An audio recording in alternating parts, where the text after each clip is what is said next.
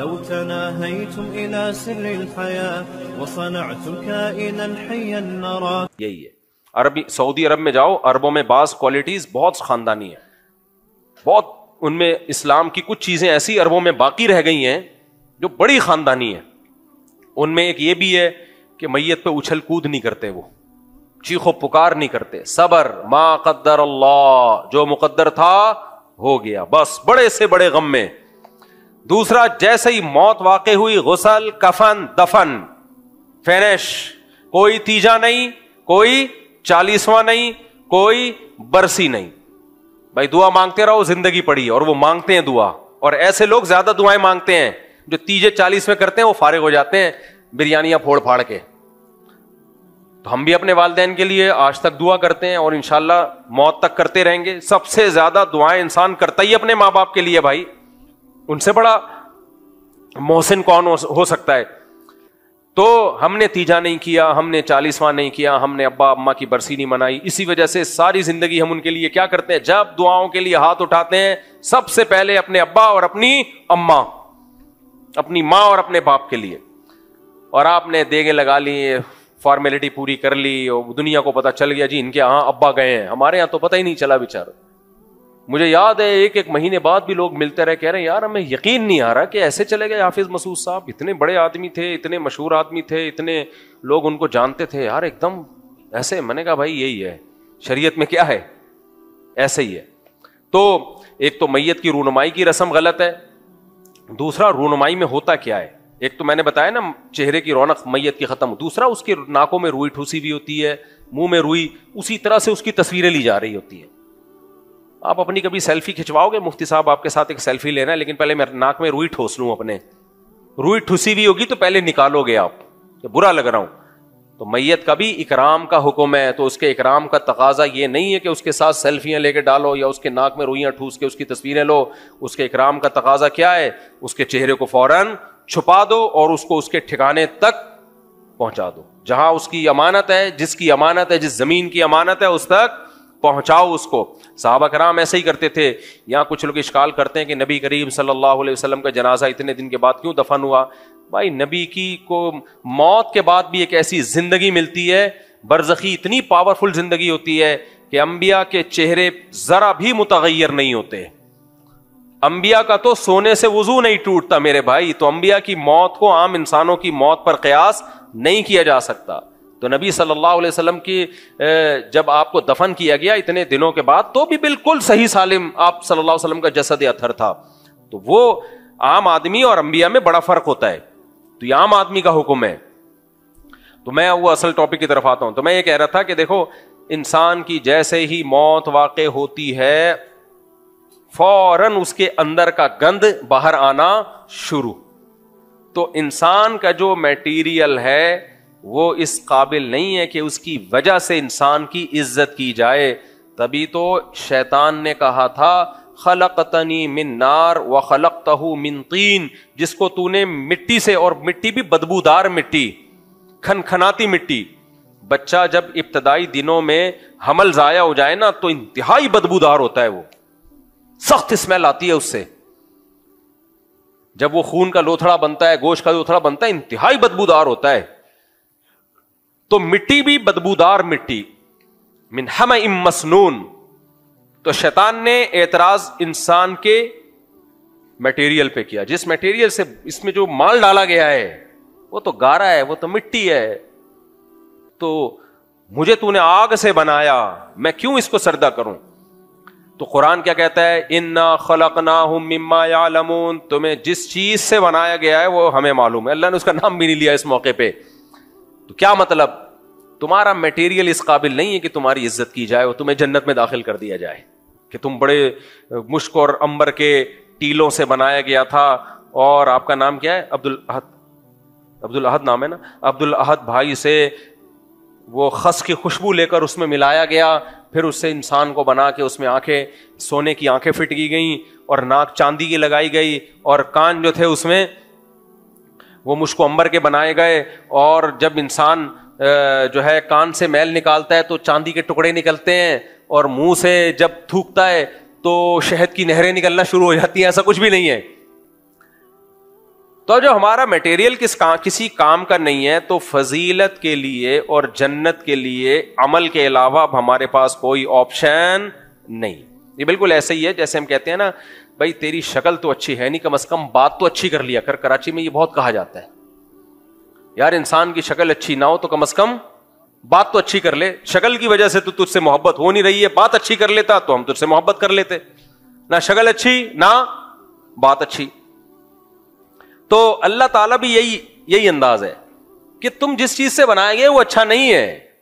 ہمیں تم سے محبت تمہارے میٹیریل کی وجہ سے نہیں ہے. تمہاری باڈی سے اچھے اعمال نکلیں گے تو اچھے بن جاؤ گے, اچھے اعمال نہیں نکلیں گے تو شیطان سے بدتر ہو جاؤ گے تم. تو اس لیے دنیا میں بھی عیش کر رہے ہو اور آخرت میں بھی یہ امیدیں لگا کے بیٹھو کہ ہم سب جنت میں چلے جائیں گے. تو کیا ہے کیا تمہاری باڈی میں کیا قمقمے لگے ہوئے ہیں بھائی؟ کیا ہم کہتے ہیں نا کہ تیرے سرخاب کے پر لگے ہوئے جو میں تجھے اتنا پروٹوکول دوں, بیٹھ جا آرام سے کنارے پہ جا کے. باراتوں میں ایسا ہوتا ہے نا کہ کھانا مجھے نہیں ملا تو کیا کہتے ہیں تیرے سرخاب کے پر لگے ہوئے, آرام سے بیٹھ جائے, جب سب کو ملے گا تجھے بھی مل جائے گا. تو اللہ تعالیٰ بھی کہہ رہے ہیں کہ انا خلقناہم مما یعلمون, ہم نے جس چیز سے تمہیں بنایا ہمیں پتا ہے. یہ تو اوپر ایک تھوڑی سی لیئر چڑھا دی ہے جس سے تم خوبصورت نظر آتے ہو, ورنہ تو سب بہت سے وہ لیئر کے بعد بھی خوبصورت نظر نہیں آتے. اور وہ بھی کہہ رہے ہوتے ہیں ہم کہاں جائیں گے, جنت میں. ہم کہاں جائیں گے یار؟ ایک واقعات یاد آتے ہیں, کیا کروں, بیان کر لوں, آپ کو غصہ تو نہیں آ رہا؟ مجھے لگ رہا ہے آپ کا موڈ آف لگ رہا ہے, کچھ محسوس ہو رہا ہے مجھے. اچھا خیر, بس چھوڑو یار, وہ واقعہ نہیں سنا رہا, وہ کسی کا نام آ جاتا ہے اس میں. ایک صاحب آئے, وہ تھی نا فنکارہ نہیں ہے رابعہ, ابے رابعہ بصری نہیں ہوئے یار, ایک جس بیچاری نے توبہ طائب کی تھی, رابعہ پیر زیادہ ہے یا کچھ, ابے نہیں, ایک ایکٹر ہے, ایکٹریس ہے, بہرحال ایک ایکٹریس ہے غالباً رابعہ. ایک نام کا ایک حصہ مجھے یاد ہے, اگلا حصہ مجھے یاد نہیں. تو کوئی خوبصورت اداکارہ ہے. تو ایک دن کیا ہوا, میری ملاقات ہوئی تھی نا لاہور میں, اس نے مجھے شکریہ ادا کرنے کے لیے بلایا تھا کہ آپ نے میرے فیور میں بیان دیا تو اللہ نے مجھے توبہ کی توفیق دی. تو اب وہ تصویر بھی وائرل ہو گئی, میرے ساتھ کچھ لوگ بھی تھے, تو ملاقات کی اس نے تو وہ تصویر وائرل ہوئی. انہی دنوں میں ایک شخص آیا, کسی کا مذاق نہیں اڑا رہا میں, آپ کو کیا پتا کس کی بات ہو رہی ہے, اس لیے کوئی غیبت نہیں ہے. یہ غیبت جب ہوتی ہے جب پتا تو ہو نا کس کی بات ہو رہی. ماشاءاللہ اچھا آدمی تھا, لیکن کنفرم اندھیرے میں نظر نہیں آتا. وہ اگر اندھیرے میں اس کو کھڑا کر دیتے تو وہ بندہ نظر نہیں آتا. اور ڈینٹنگ پینٹنگ کا بھی کافی کام تھا اس میں, ریپیئرنگ. میرا تو مشورہ ہی تھے پورا ریپیئر ہوگا یہ, لیکن بہرحال اتنا تھا کہ ڈینٹنگ پینٹنگ سے بعض لوگوں کی رائے یہ تھی کہ نہیں سیٹ ہو. میرا خیال یہ تھا کہ اس کو کھول کے دوبارہ جوڑنا پڑے گا, یہ ریپیئرنگ سے ٹھیک ہونے والا نہیں. اب میرا اسٹائل ہے یار اس طرح بات کرنے کا, کیا کروں میں. تو آپ کو کہانی بتا رہا ہوں نا, جب تک میں یہ نہیں تڑکا جاؤں گا آپ کو سمجھ میں نہیں آئے گا. اب وہ ایڈمن کو ہمارے عثمان کو تنگ کر رہا ہے, بار بار مفتی صاحب سے ملنا ہے, بہت ضروری کام ہے. ایک دفعہ دو دفعہ میں نے کہا, میرے یہ کہ اسکیجول ہوتا ہے تو میں لوگوں کو کہتا ہوں کہ اگلی دفعہ میں کچھ جیسے ٹائم دیتا ہوں نا ملاقات کا, تو اب اتنے لوگ ہیں تو اب اگلی دفعہ میں, ایسے میں اس کو ٹالتا پھر میں نے کہا اب اس کو ٹائم دے دو یار. تو کام کیا, کہہ رہے بہت ضروری کام ہے, مفتی صاحب سے کہیں بہت ضروری کام ہے. تو میں نے عثمان سے کہا کہ یار آپ اس سے کام کی نوعیت تو پوچھو, تو میں اس کو پھر ٹائم دیتا ہوں. تو عثمان نے نوعیت پوچھی, مجھے بتایا کہ وہ کہہ رہے کہ میں نے مفتی صاحب سے کہیں کہ میری اس سے شادی کرا دیں. وہ جو کیا نام تھا, رابعہ کر کے کچھ, رابعہ پیرزادہ ہے یا پتہ نہیں, لاہور میں ہوتی ہیں. تو یہ آپ سے ایک ریکویسٹ لے کے آیا ہوں, اور اتنے دنوں سے میں اسی سلسلے میں آپ سے ملاقات چاہ رہا تھا, میری بڑی خواہش ہے. تو اس کو کیا کہتا ہے, میں نے کہا تو مجھے بھی پٹوائے گا, کہہ رہے نہیں پیغام بھیج دینا ٹرائی کر کے دیکھنے میں. میں نے کہا اللہ کے بندے, میں نے کہا اب اس کو دوبارہ کھول کے جوڑو عثمان بھائی, اب یہ ریپیئرنگ سے, یہ سافٹ ویئر کا مسئلہ ہے, یہ صرف اوپر کا مٹیریل کا مسئلہ نہیں ہے, انٹیریئر میں بھی کیا ہے. میں نے کہا اس کو بولو خدا کے بندے, وہ تجھ سے کیوں شادی کرے گی اللہ کے بندے. تو خیر مجھے نہیں پتا پھر بیچارہ کہاں چلا گیا. ہماری دعا ہے اللہ تعالیٰ اس کی وہاں شادی کرا دے جو اس کے لیے بہتر ہو. لیکن بہرحال پھر میں نے کہا کہ یار یہ ریپیئرنگ کا کیس نہیں ہے, یہ باقاعدہ کھول کے دوبارہ اس کو جوڑنا پڑے گا اور سافٹ ویئر بھی اس میں دوسرے ڈالنے پڑیں گے, اپڈیٹ ہونے سے بھی کام چلے گا. لیکن بہرحال کانفیڈنس کو سلام ہے. کانفیڈنس تو ایک کوالٹی تو ہے نا, کانفیڈنس تو تھا اس کا. خیر اصل میں جب عشق سوار ہو جاتا ہے نا تو پھر انسان پاگل ہو جاتا ہے. اس کو عشق ہو گیا تھا, اصل بات یہ ہے. اور یہ عشق معاشقوں میں یہ نارمل ہے. تو جب عشق ہو جائے نا کسی کا, تو اس لیے تو شریعت نے عورت کو پردہ کرنے کا حکم دیا ہے. بھائی کوئی ٹی وی میں بھی دیکھ دیکھ کے بھی عاشق ہو جاتے ہیں. وہ عاشق ہو گیا, اس کی نیندیں اڑ گئی بیچارے کی, تو اس کو یہ امید ہو گئی کہ شاید ہو جائے. جب عاشق ہوتا ہے نا اس کو امیدیں ہو جاتی ہیں. تو میں نے کہا تو عاشق ہو گیا, مجھے کیوں پٹوا رہا ہے بھائی تو. اس کو پیغام بھیجوں گا, میرے پاس نمبر بھی تھا ان کا. میں نے کہا پیغام بھیجوں گا, بولیں گے وہ پہلے تو وہ کہے گی مفتی صاحب ڈرامہ کر رہے ہیں میرے ساتھ, مذاق کر رہے ہیں میرے ساتھ. خیر تو میں یہ عرض کر رہا تھا بھائی ہم سب چاہے کوئی خوبصورت ہو چاہے بدصورت ہو, یہ تو اللہ نے باریک سی لیئر لگا دی ہے. قرآن کیا کہتا ہے, وجوہ یومئذ مسفرہ, بہت سے سیاہ چہرے قیامت کے دن کیا ہوں گے, سفید. بہت سے بدصورت قیامت کے دن کیا ہوں گے, خوبصورت. کیونکہ قیامت کے دن جو چہرے پہ رونق آئے گی نا وہ سچی مچی کی رونق ہوگی, وہ اعمال کی ہوگی. بہت سے بدصورت لوگ اللہ کی نظر میں بہت خوبصورت ہوتے ہیں, بہت سے خوبصورت لوگ اللہ کی نظر میں بہت بدصورت ہوتے ہیں. تو اس لیے قرآن نے کہا کہ ہم نے تمہیں جس میٹیریل سے بنایا ہے وہ ہمیں معلوم ہے, یہ اس قابل نہیں ہے. تبھی شیطان نے اعتراض کیا تھا کہ میں کیوں اس کو سجدہ کروں. تو وجہ اس کی یہی تھی, بھائی یہ اعمال یہ کیا کرے گا, ایسے اعمال کرے گا کہ دنیا رش کرے گی اس کے اوپر. یہ برائیوں سے بچے گا, یہ نماز قائم کرے گا, یہ بوڑھے ماں باپ کی خدمت کرے گا, یہ زنا سے بچے گا, بدنظری سے بچے گا, رشوت سے بچے گا, چوری سے بچے گا. حالانکہ یہ تمام خواہشات اس کے اندر کوٹ کوٹ کے بھری ہوئی ہوں گی, لیکن یہ کیریکٹر میں ایک نمبر ہوگا.